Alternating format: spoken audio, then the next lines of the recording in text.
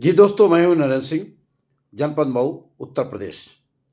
2014 में जब भारत के प्रधानमंत्री नरेंद्र मोदी चुनाव जीते थे भाजपा सरकार से, मैंने उस समय जनपद मऊ में एक अली बिल्डिंग, बहुत अच्छी मार्केट है और करीब करीब 400-500 दुकानों की एक मिनी मार्केट है। उसमें मैंने व्यापारियों से कहा कि इस नरेंद्र मोदी के हाथ में अ, खूनी रेखा है जिसमें जनता तबाह हो जाएगी। लोगों ने हँसा, मेरा मखौल उड़ाया और मेरा बड़ा विरोध किया। लेकिन जो चीज़ थी मैंने कह दिया और आज मैं एक बात कहने जा रहा हूँ। यूजीसी न्यू गाइडलाइन जो 2026 में equity squad SC ST act update हो चुकी है जनरल कैटेगरी स्टूडेंट के लिए 2026।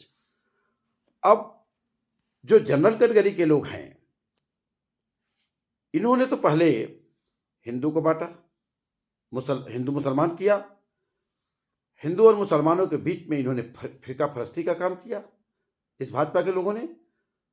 फिर उन्होंने कहा कि हिंदू एक हो जाओ। फिर उन्होंने देखा कि अब इसमें काम चलने वाला नहीं है, इसलिए एससी भी हिंदू, एसटी भी हिंदू, ओबीसी भी हिंदू, जनरल भी हिंदू, इनको कैसे लड़ाया जाए। तो इन्होंने जो 13 तारीख से, जो ये 13 जनवरी है, इसको इन्होंने अपडेट कर दिया है और ये रूलिंग बन चुकी है। अब आपके बच्चे जो यूनिवर्सिटी में पढ़ रहे हैं, इन्हीं एससी एसटी के द्वारा जो इन्होंने खूनी खेल खेला है, ओबीसी के द्वारा जो खूनी खेल खेला है भाजपा और नरेंद्र मोदी सरकार ने, यह राष्ट्र के लिए बहुत ही घातक है। यह बहुत ही अपमानजनक है, क्योंकि अनानाहक एससी एसटी के मुकदमे कायम होते हैं, जैसे आज आप देख रहे हैं। ऐसे ही ये बच्चों, उतनी रूलिंग, इतनी गाइडलाइन में ऐसी चीज़ें हैं कि केवल इन्होंने ये झूठ कह करके एक एफआईआर कर दिया कि इन्होंने मुझे घूर के देखा, इन्होंने मुझे मोटा कहा, इन्होंने मुझे काला कहा, तो 3 साल की कैद है, 3 साल की आपको जेल जाना पड़ेगा।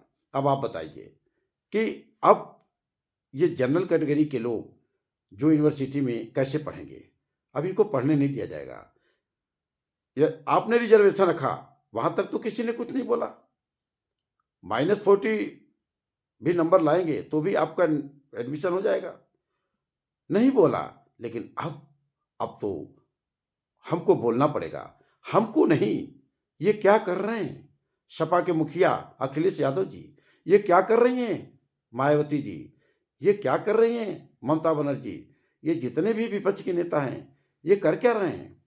अगर भाजपा सरकार ने इतना घिनौनी हरकत विद्यार्थियों के साथ किया, तो उससे भी बड़ी घटना यह है कि विपक्ष के लोग जबान तक नहीं खोल रहे हैं। और ये 13 तारीख को एप्लीकेंट हो गया है मित्रों। अब आपके बच्चे जिस भी यूनिवर्सिटी में पढ़ रहे हैं, उनके साथ ये सारी दुश्वारियां होनी तय हो चुकी हैं, लेकिन कोई राजनेता बोलने को तैयार नहीं है। क्यों? क्योंकि अब निश्चित तौर से अब देश के अंदर ये राजनेता वो करने जा रहे हैं, जातियों जातियों को आपस में लड़ाने का, कि इनकी कुर्सी सलामत रहे, जातियां खत्म हो जाएं, हिंदू खत्म हो जाए, मुसलमान खत्म हो जाए, ईसाई खत्म हो जाए, हमारी कुर्सी बची रहे। इसलिए आज मुझे ये बात कहना पड़ रहा है। इसलिए ये लड़ाई केवल जनरल या सामान्य के लोगों की नहीं है, ये लड़ाई पूरे समाज की है, ये लड़ाई पूरे देश की है, ये लड़ाई पूरे देश के सभी राजनेताओं की है। भाजपा गलत कर रही है और आप बोल नहीं रहे हैं, तो भाजपा तो गलत है, लेकिन उससे भी बड़े गलत आप विपक्ष के लोग हैं। ये आवाज़ उठाइए, इसको ख़त्म करवाइए। नहीं ख़त्म करवाएंगे तो आप सभी राजनेता आने वाले समय में आपके साथ क्या हश्र होगा, ये समय और वक्त बताएगा। समय और वक्त बताएगा, निश्चित तौर से बताएगा। जय हिंद, जय भारत।